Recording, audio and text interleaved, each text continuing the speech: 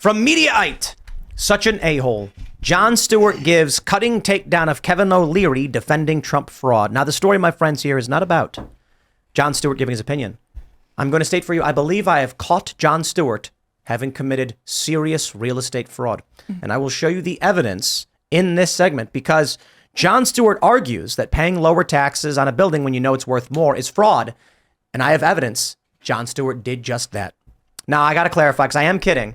I don't know exactly how much Jon Stewart paid in his taxes. I do know that he sold the property well above its tax assessed value, which in his argument is undervaluing the property, which is fraud. He clearly has no idea what he's talking about, or he's intentionally lying about Donald Trump's fraud case. So here we go. So Kevin O'Leary, not just the co-host of Shark Tank, Jon Stewart says an a-hole. Stewart opened Monday night's show, The Daily Show, searing takedown of the conservative media's victimless crime defense that the business valuation fraud for which Trump has been found liable. The TDS host, wow, that's actually pretty good. The Trump derangement syndrome host aimed at many targets during his monologue, but hit no one harder than O'Leary. Quote, the Attorney General of New York knew that Trump's property values were inflated because when it came time to pay taxes, Trump undervalued the very same properties. It was all part of a very specific real estate practice known as lying. Okay, now hold on there a minute. So this is how Letitia James knew that Trump was committing fraud. Because when it came time to pay taxes, Trump undervalued the properties. Okay.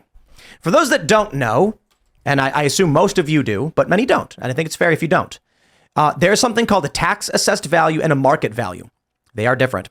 A tax assessed value is what a local tax assessor from the government, they come to your property, they say, we think your property is worth this much. You got to pay taxes based on what we think your property is worth. Market value is determined by appraisers or quite literally by you. If you're saying, I won't sell my house for less than $1 million, and they'll say your house is worth $10. I don't care. You want it, it's $1 million. That's the value I'm giving it. Now, an appraiser will give you a general assessment based on the market and other comparable properties. So it's a fair determination based on comparable properties, not necessarily what you want to sell it for. There is still a difference. Jon Stewart's making the argument that Kevin O'Leary is wrong, that Donald Trump committed fraud because he paid taxes on an undervaluing of the building instead of paying what its fair market value was. Let's not mince words. From the New York Times, Jon Stewart sells Tribeca penthouse for $17.5 million. Wow. This is from the New York Times, publicly available information on a major news website. A sophisticated penthouse at 161 Hudson Street, configured as a duplex loft with 2,000 square feet of outdoor options, nearly 6,000 square feet of interior space, sold for $17.5 million and was the most expensive sale of the week, according to city records. The voluminous unit number 9A and 8B, with more than 40 windows providing exposures in 3 directions, has been owned since 2005 by the television pundit Jon Stewart, host of The Daily Show. Well, according to publicly available county records, January 5th, 2013, the tax assessed value of 161 Hudson Street, we have it right here, estimated market value is $1.8 million, according to the government. Its actual assessed value is $847, and it's, I don't know what trans AV means, but they say, subject to adjustments, your 2013-2014 taxes will be based on $748,452. So let's use Jon Stewart's own argument against him. If he's paying taxes on a property he knew was worth substantially more, tax fraud. Why didn't he go to the city and say, no, guys, the real value of this is $17.5 million. I know what it's actually worth. If I were to pay you less, that would be fraud, according to Jon Stewart's own arguments, right? Now, here's the best part about Jon Stewart's argument, because the dude clearly has no idea what he's talking about. If the argument is that when Trump went to pay taxes for his business and argued that his business had underutilized space, therefore he's operating at a loss, so he's filing business taxes with a loss to write down how much profit he made, he would overvalue the properties, not undervalue them, showing that Jon Stewart either has no idea what he's talking about or he's lying to manipulate people. But I'll break it down. If the argument was that Donald Trump committed fraud because he went to the banks and said, look at all the space we have, you can do X with this, you can do Y with it, which would set its market value closer to 100 million. Then he goes to the city and says, right now, the tax assessed value is 1 million. So I'm only going to pay taxes a little bit. That's property taxes. The only potential argument you can make is that Trump was filing business taxes for his real estate company, cutting down how much profit he made by claiming he wasn't utilizing space properly. If that's the case, the real fraud would be arguing that your building that's only worth 100 million is in fact worth 200 million, and then saying that this loft that we haven't sold should be renting out for $100,000 a month based on the $200 million value, and that's a $100,000 per month loss, so I should pay less in taxes. Arguing that Trump undervalues his property means, well, Jon Stewart's arguing that the city colluded with Donald Trump to drop his property taxes, while at the same time, I'll argue this. Jon Stewart knew his property was worth $17.5 million. He was selling the thing. His tax assessment was only $700,000. The question is, did Jon Stewart pay taxes based on the $17 million value? Furthermore, if the city argues that Jon Stewart's building or his condo was only worth $1.8 million, I think Jon Stewart committed fraud by lying to the prospective buyers. You see, many people said, Tim, the buyers chose. This is a response I get on Twitter. Everyone's like, you don't understand how fraud works, Tim. The buyers choosing to buy the property for $17.5 million chose to do that market sale. It's different from getting a loan. So what they're arguing is, if I trick someone into buying a fake product or an overvalued product, it's not fraud by lying to them. Jon Stewart knew the real value of his property, according to the government, was $1.8 million. How dare he lie to a prospective buyer and claim it's worth more? That poor buyer bought the property and then went, oh no, we spent $17 million on this. We had to use Jon Stewart's value assessment to go get a loan from a bank, which is fraud, according to Letitia James. And now we're sitting on a property only worth $1.8 million. Jon Stewart swindled them out of nearly over $16 million, according to his own argument and according to Letitia James. So let's not play these stupid games, because otherwise, the moment Donald Trump gets in office, why doesn't he send the DOJ after them for playing this exact game? There's my rant. He should. I think that it's time to use the government against your political enemies. What if your political enemies have in any way? To be fair, some political parties are already doing this. Yeah, well, I mean, what I'm saying for the conservatives, if there are laws that have been broken, there's no reason not to prosecute. Yes, investigate and prosecute. But this isn't a real law being broken. That's why. Well, I mean, I agree. The reality is, and I was actually shocked by this. I pulled up Zillow. And I was like, let's debunk Jon Stewart's ridiculous argument by going on Zillow.com and showing you the sale price is different from the tax assessed price. The government determines how much you pay, not Trump. Trump, of course, is going to maximize his value. It's not fraud. What I found is crazy. There's $20 million lofts with a tax assessed value of $700,000. And I was like, how is that possible? You know, most houses. So I looked in Seattle, Washington at houses. $800,000 house, tax assessed value, $500,000. Okay, makes sense. You're selling it for $800,000. The government thinks it's worth $500,000. That's like fairly comparable. It's like almost. Jon Stewart's property was worth $17 million and he was only paying taxes based on $748,000. Now that is some bull. And that's what they do in New York, because people would probably flee if property taxes were actually based upon the true value of these condos and these lofts. Jon Stewart played the game. He knew the game, and he's lying to the American people for political power because he's a scumbag. Yeah. I mean, if you look hard enough, you can find anybody who's committed a crime at some point. And I mean, they even changed laws for Trump in New York to go after him for the rape accusation. There was that was outdated. She couldn't come forward and do that. And they said, well, we're just going to open up a window so that these claims can be filed, just so we can go after him for the crazy lady with the Eugene Carroll. Yes, Eugene Carroll with the. I guess I can't even say her cat's name because it's not on this part of the internet. She's so crazy. I mean, yeah, it's just she's wild. So we look at this document. They changed the law for a nut job to file, a suit against a former president. That's how crazy it's gotten. New York has been taken over by communists. I agree. Literally, the people that are elected are communists. You take a look at this assessment roll from 2013-14. They mention that property is assessed at the following uniform percentages of full market value. Class 1 is 6%, class 2, 3, and 4 is 45%. This is building class R4. So I'm assuming the reason why he's paying based on $748,000 is it's a class 4, 45%. But the estimated market value is only 1.8. How does New York operate this way? I mean, let's just be real. If the argument a lot of people have made against Trump is, oh, what? So because everyone's committing fraud, Trump should be allowed to do it? And I'm like, dude, if everyone's committing fraud and they all know how the machine operates, there's no fraud. It is just the rules. Fraud would be if I went to you and said, "Hey, this rooster, it's actually a unique, ancient, it's worth $1 million." And if I sold it to somebody, that's fraud. I lied to them about what it was. So Jon Stewart, by his own argument, should not be allowed to sell his property for what he did. He should have had to go to them and say, "Look, it's a $1.8 million property." That's it.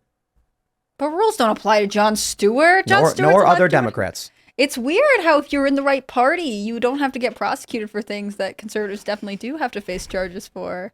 I'm noticing some sort of pattern. I do see them kind of going after the mayor of New York City, though. I think he spoke out of line one too many times and has become... Because of illegal immigration. Exactly. Yeah. If you speak out, they'll come for you, too. So nobody's really safe. Well, I mean, that's kind of typical of the left. It's if you step out of line or you get canceled, whether it be, support by people in your party or if they're trying to kick you out of your job or whatever, like that's a standard practice on the left. That's been that way.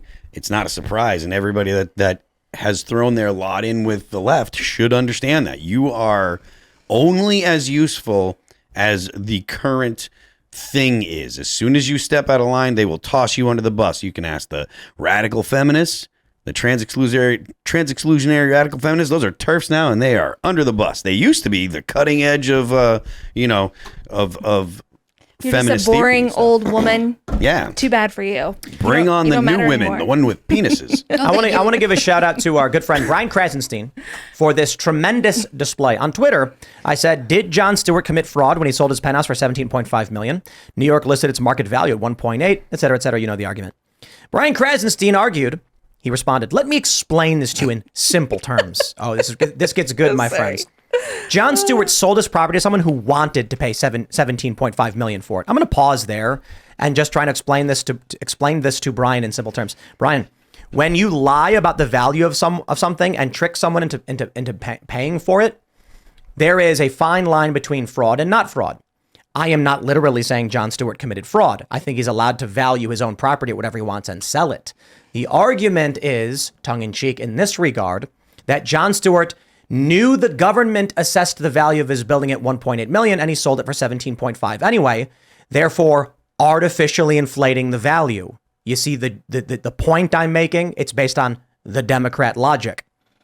He says Donald Trump lied to banks and financial institutions not only about the value of his properties, but about how much they were earning, the size of the properties, the number of units that could be built on the properties in order to deceive them into taking risks they should not have taken and lending him money they would not have lended him. One case is someone selling a property over the state's estimated market value because demand is there, with both parties entering the agreement knowing the terms. We don't know that. Do we know that the buyer knew what the assessed value was? I'm assuming they did. The other is called fraud and was on a massive scale. I got to pause you there. The banks did their own due diligence and argued there was no fraud. Furthermore, none of two even matters because there was no trial. You can argue anything you want about what you claim Trump did, but you have never proven it in a court of law. The judge had there was a summary judgment issued. Trump was declared to have committed fraud without presenting any evidence at trial nor defense. So you don't get to just assert a thing is true unless you prove it in court. And unfortunately for you, your psychotic Engoron judge didn't allow that to happen. So you live in crackpot cult world where you let despots bang a gavel and strip people of their property. But it gets better. You see, I responded to our good friend Brian saying, "Brian, let me help you. Because I know it's hard to Google. Jon Stewart argued on his show that paying taxes on a lower assessed value, then claiming a higher market value, is fraud." To which I posted the quote. "The Attorney General of New York knew that Trump's property values were inflated because when it came time to pay taxes, Trump undervalued the very same properties. It was all part of a very specific real estate practice known as lying." Arguing that Trump was called out for fraud because he claimed his properties were worth X, got loans against them, but then when he went to pay taxes, he used a lower assessed value. To which Brian responded, "Show me where he argued this." Oh my God. Okay. I'm appreciative of this, Brian. Simple terms. I do appreciate this because it makes it easy for me to explain to the viewers. I quite literally just read you, dear viewer, a quote from Jon Stewart that Donald Trump properties were inflated because when it came time to pay taxes, he undervalued those properties. Okay, Stewart mocked Trump in the screenshot of the quote that Brian apparently did not or could not read. Hence my point. Brian has no idea what he's talking about, has not followed up on any of this information, and believes that if a judge without a trial bangs a gavel and says, I hereby decree, it is now fact. Sorry, I live in the world of meritocracy and jurisprudence, meaning if a judge wants to accuse Trump of wrongdoing, if a DA wants to, if an attorney general wants to, they have to prove it in court, and they never did. Therefore, Trump is innocent of all charges of wrongdoing, and nothing you said is a proven fact. It's speculation and conjecture where a judge banged a gavel and there was no trial. Sorry, have a nice day. There we go. That's my rant on Trump did nothing wrong.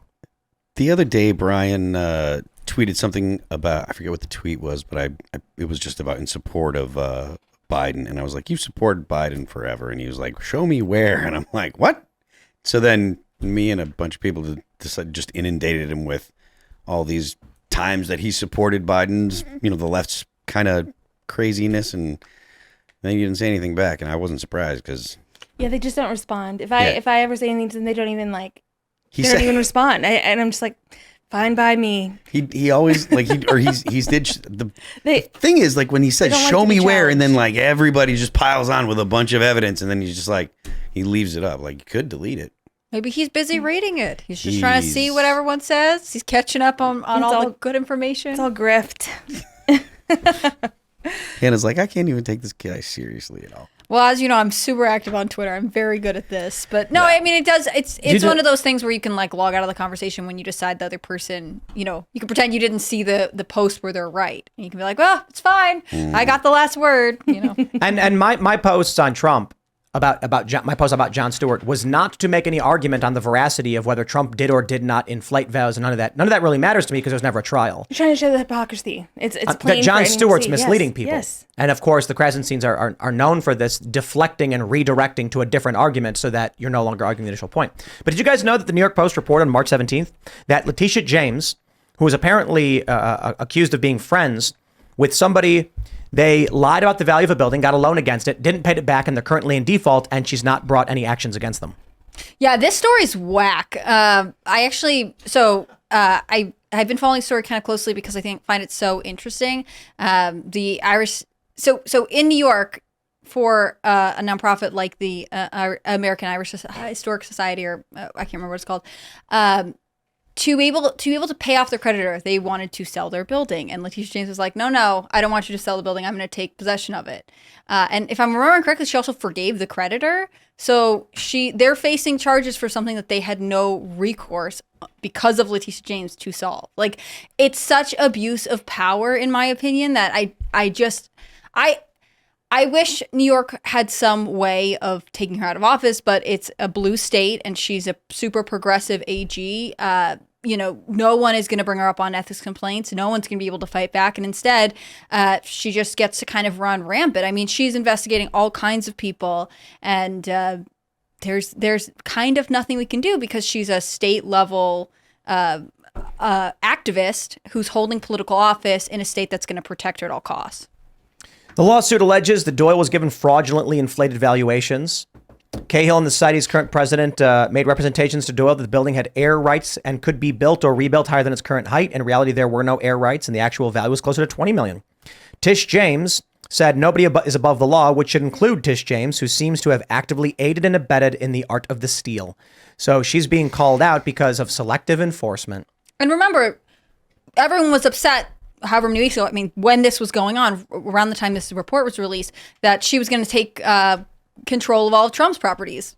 She's already doing that. This is evidence that if you're a group she doesn't like, she can do whatever she can to get control of your assets and properties. And I think that's disturbing, right? And again, like I said, she's going after a lot of organizations, and some of the organizations have properties in other states. So what's to say that she's not going to say, hey, I also want to possess that because I have decided that because you are, registered in my state, I am more important than any sort of boundary of power. And I think she fundamentally believes that she is above the law because she is the law. Thanks for watching this clip from the Timcast IRL podcast. Hang out with us live Monday through Friday at 8 p.m. And become a member over at timcast.com for uncensored, members-only shows exclusive. Thanks for hanging out, and we'll see you all next time.